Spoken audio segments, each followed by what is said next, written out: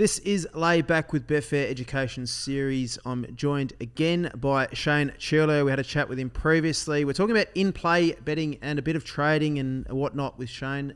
Great to have you back, mate. Yeah, thanks for having me back again, Tom. That's all right. I wasn't sure whether we'd get you back on the back of your performance in the first one, but good enough for a second go. Good enough for a second go. Now, we talked a bit about your background in wagering and horse racing mainly in the last show. So if anyone out there that wants to go back and have a listen to that, check it all out on the Betfair Hub and YouTube as well.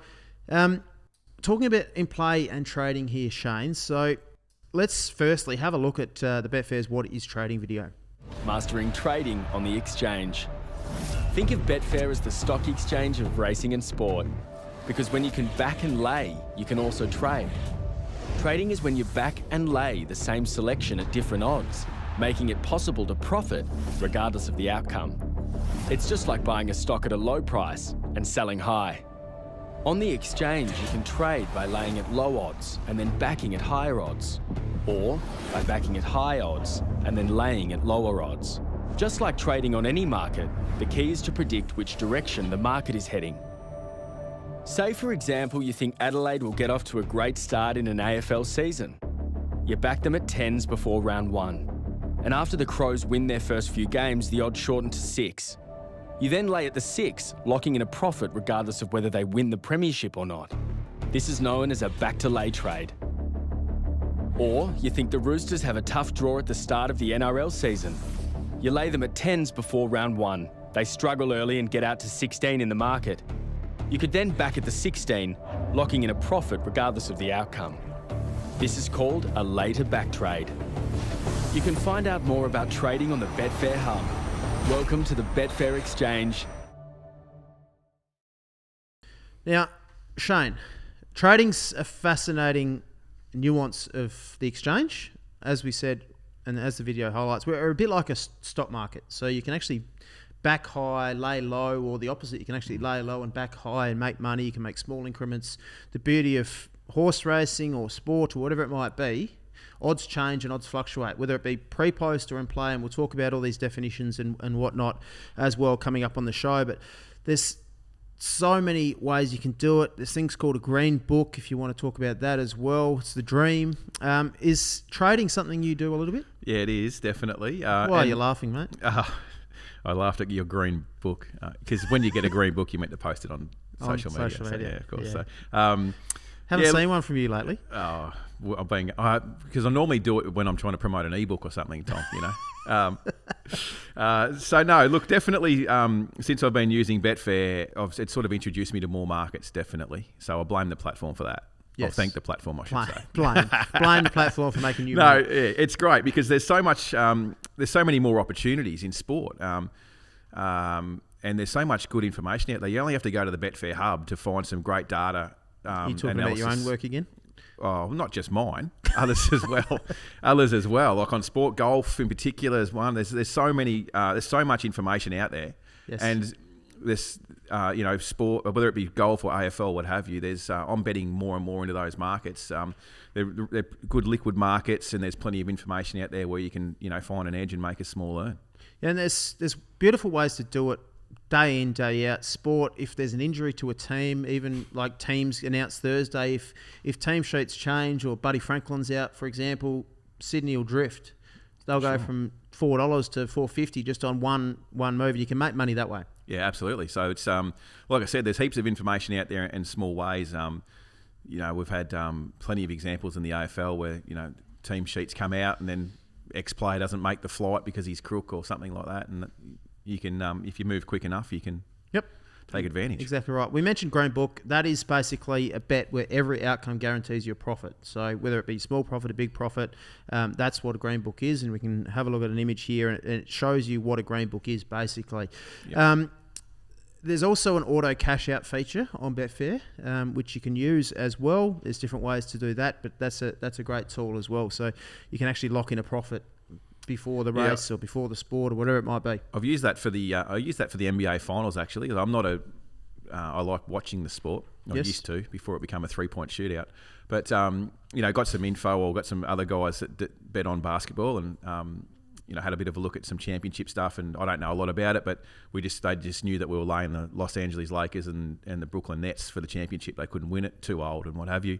So I just laid them, and then when they both got eliminated, I was like, I've got no idea what to do from here. I'm just going to take the profit. Yeah, it's a great tool. You mentioned Betfair opening up different avenues. I want to touch on that briefly. There's so much you can do on the exchange. Yeah, different markets. Had a good collect on the latest election, for example. Yep. Wherever there's data and basically Betfair have got a market on it, haven't they? So there's plenty of opportunities. Things like the election, they fluctuate, the odds fluctuate, polls and whatnot change, and there's avenues where you can just by trading, make small amounts of money and green book or just trade and make money. But even locally, and I'm not overly involved in politics, just for betting, basically. Anything you can make money on. Yeah, Elbow does a press conference and can't quote the unemployment rate, and he drifts. It's amazing, isn't it? So you can actually make money money that way. So as I said, you could back something at big odds and then lay them at lower odds. Absolutely. And make money. You can do the vice versa. You can lay them at $2, and if they get out to $2.50, you can back them and make money that way. A great example of this, Shane, is round 11. I know you're a D's man, so I want to bring this up. Melbourne versus Fremantle. This was round 11. Melbourne came into this match undefeated. They were $1.21. Fremantle were in good form. They were in good form. I think they might have been top 4 at that stage of the season. They were $5.70, believe it or not, to start the match. But Fremantle, everyone was talking about going undefeated, flags, whatever it might be. So at the start of the match, the last traded price was Fremantle $1.21, Fremantle $5.70. D's got up to 25 points at half time, Shane, and you would have been watching this. You would have thought you were home. Yep. Well, so did everyone else, because they traded as low as $1.02. Fremantle were $50 in play, and Fremantle kicked 12 of the last 13 goals, won comfortably, and to come up from $50 into obviously winning is an amazing turnaround. So just things like that, you could have laid Demons at $1.02 or put that in play or whatever it might be. Call up the customer service hotline, get on, whatever it might be. But the odds fluctuating in that example will bring up the worm as well. Just how the odds fluctuate in a match, pre the match and in play as well. Yeah, I mean, I think you'd have to have a little bit of knowledge about the sport to be able to find why you'd want to back Freo at that point. Yep. And there's numerous reasons. Statistically, teams can be good starters and slow finishers, and all that stuff plays into it. There could be injuries, a number of things. In this case here with the Demons, it's been a trend since, hasn't it, as well? So the last couple of weeks in particular, where Melbourne have completely dominated teams and led by 4 or 5 goals and got run over. Sydney did it. Fremantle did it. Sydney, done it. Collingwood did it. Yeah. So it becomes a pattern. So the next time Melbourne are up by 4 goals, you might have to consider that. And even if they're up by 4 goals and Collingwood kick the next goal, they drift. So you can actually call up, do whatever you need, and there's ways you can do it as well by keeping bets in play. So it's something I do regularly as well. If, say in that example, Fremantle are $5.70, I think Fremantle are going to start well, and they might kick the first goal or two. I could set a bet to lay them, take the $5.70, set a bet to lay them at $5, keep in play. If it gets matched, if Fremantle kick the first 2 goals or whatever, they'll come into $4.80 or whatever it might be. It gets matched and you can lock in profit, and it doesn't even matter about the result. Yeah, it's like you say, you can set those bets, pre-off anyway before the bounce. Yeah. Another example that come to mind was a recent one where the Gold Coast Suns were playing the Adelaide Crows, and they had that really bad injury with 10 minutes, to go in the third quarter, and they led by 5 goals, whatever it was. One quick phone call and you're sort of laying them at $1.03. One fit person on the bench, and one bloke broke his leg, hamstring, like you say, one fit bloke on the bench, and then obviously that bad injury that stopped the game and it killed all the momentum, and you're sort of back to square, and give the opposition the opportunity to take stock and to fight back, which the Crows did. They didn't do the power stance at 3/4 time though, Tom. So they only got within 13 points, but I think they traded close to $1.25. That's a big difference in percentage. And they were $1.03 when that injury occurred. So, one phone call to lay and back at whatever percentage you feel comfortable taking is you can do that at any time you're sitting on the couch watching the footy. Yeah, golf's a great one. We mentioned elections, whatever it might be. Like golf, obviously, it goes in play and out of play at end of every round. Just explain some definitions for people out there that don't know it. Pre-play is anything before the start time of the event, basically. So in horse racing, it's when the light goes on and the barrier's open. Sport, obviously, in AFL, it's the first bounce, whatever it might be. So that's all wagering pre-play is that until the game starts or the race starts. In play is anything after that until the race or the sport is suspended. We talk about last traded price. That is the last traded price before it goes in play. We've got... What else have we got? We've got max in play and min in play, which we'll talk about as well. So, as I said, the max in play for Fremantle was $50, and the minimum in play to Melbourne was $1.02. So they're just examples of that. Let's talk about racing and trading and a bit of in play stuff as well, because it all intertwines, and it's the beauty of Betfair. Perfect example of this, and we talk about max in play and min in play and whatnot. Golden Slipper. Fireburn, she's an absolute star, but she probably hadn't reached her peak at this stage. She was a Betfair starting price of $18.79. Last traded price, Shane, was $18. She hit 560 in play. I think she hit the running rail. She was on the inside fence. 560. There wasn't much traded. I think there's a bit traded at 200s and above and 100s and above, but that price is huge, and it happens day in, day out in racing. Yeah, and like the only way you can get match, Tom, is if you have a bet in there at that price, and that's watching the race and sort of betting accordingly. So, the Firebird is a great example in a big race, but, like you say, there's just as many opportunities in every other race. But the ones that I particularly like to focus on when I do this, if I'm sort of done a race, I'm not too sure of the outcome, but I'm pretty sure this thing leads no matter what.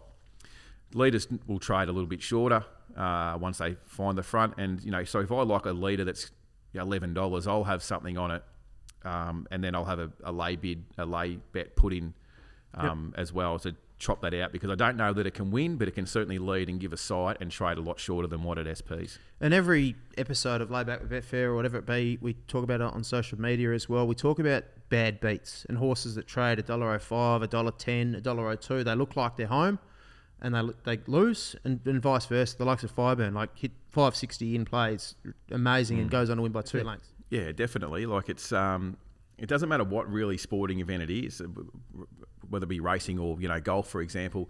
Golf's a great one with heaps of liquidity, where players traditionally get off to flyers and get off to good starts at certain courses, and you can find that information on the hub anyway for free. So you can access that, and it'll say Rory's a great starter on this course. First round leader bet.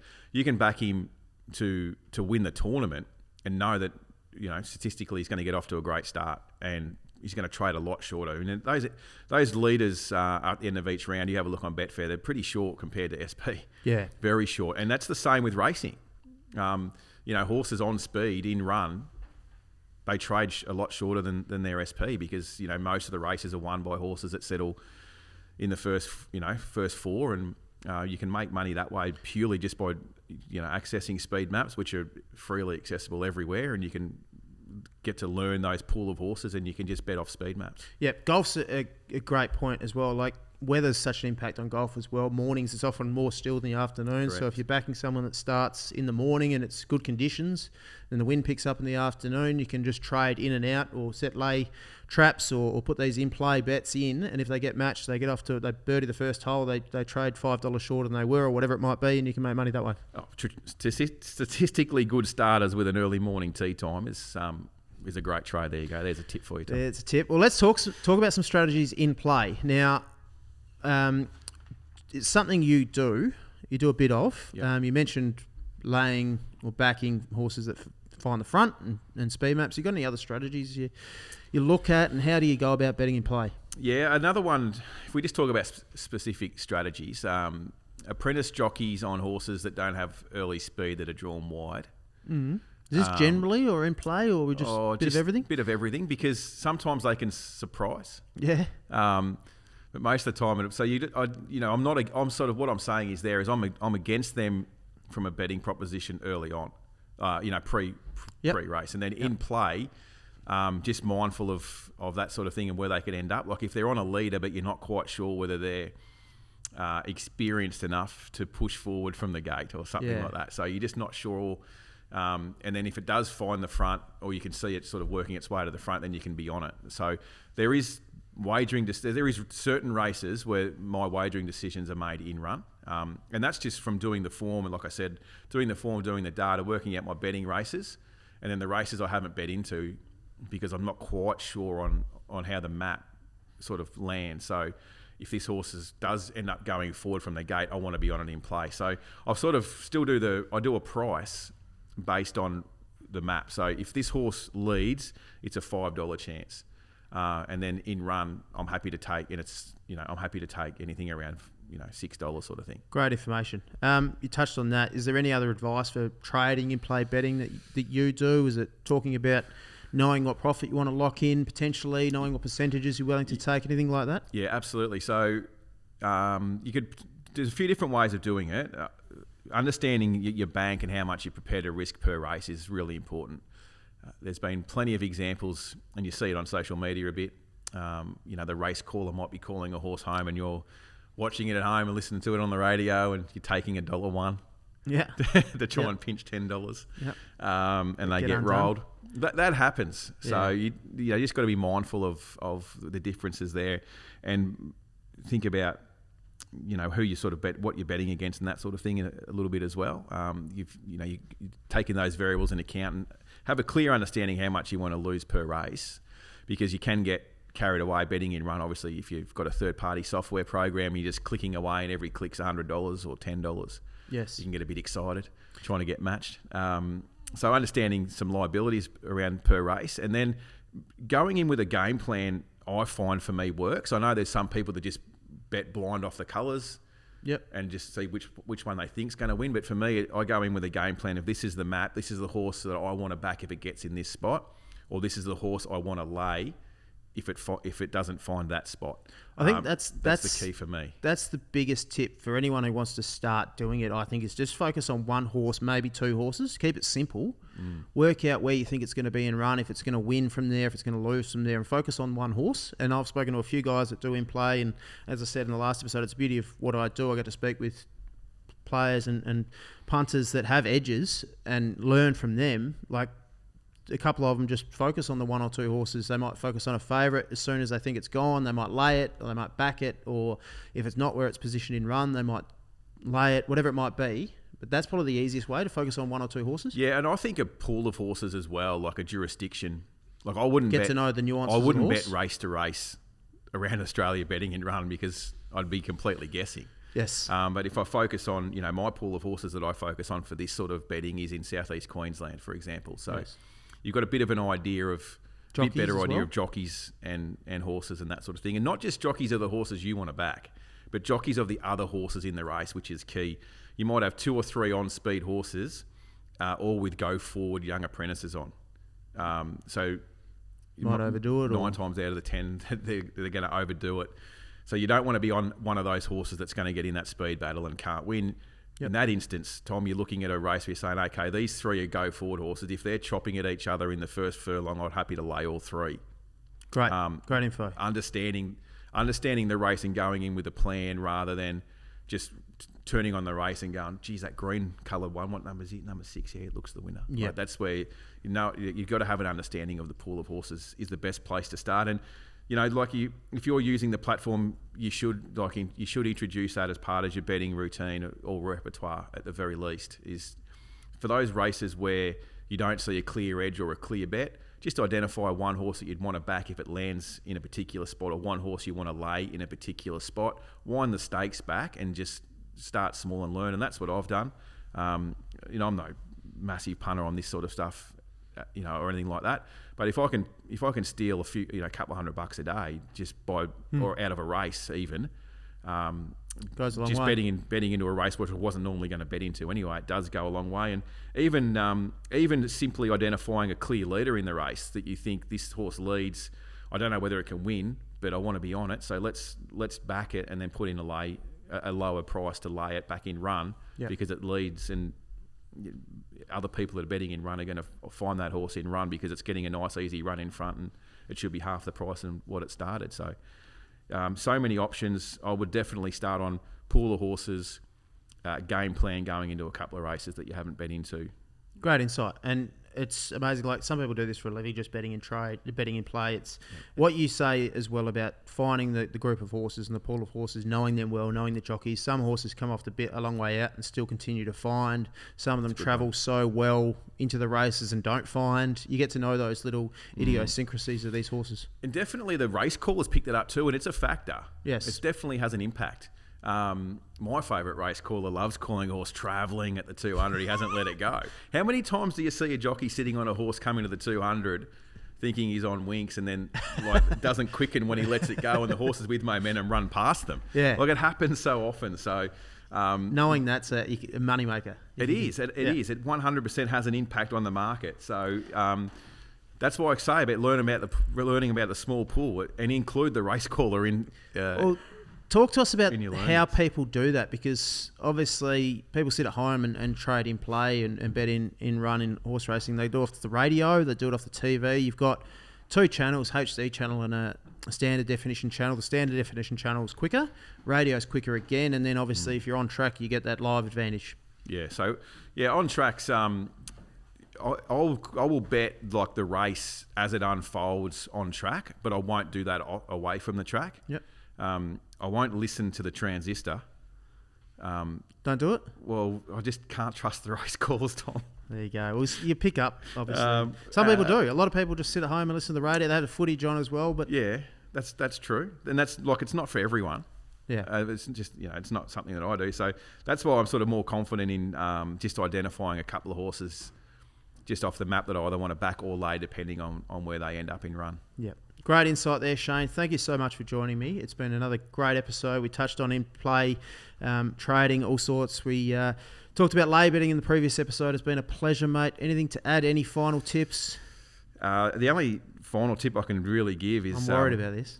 Is just get on the Betfair platform and have a look at not just the exchange itself on the events. Do some research on the hub and get the info. I don't have to give my stuff a plug on there, but...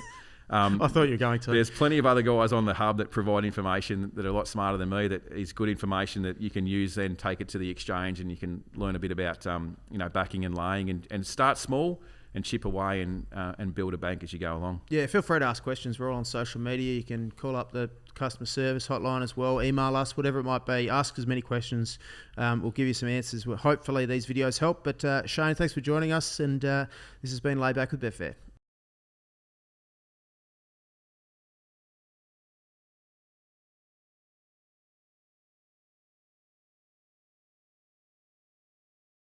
Bet with care. Gamble responsibly. Call 1-800-858-858.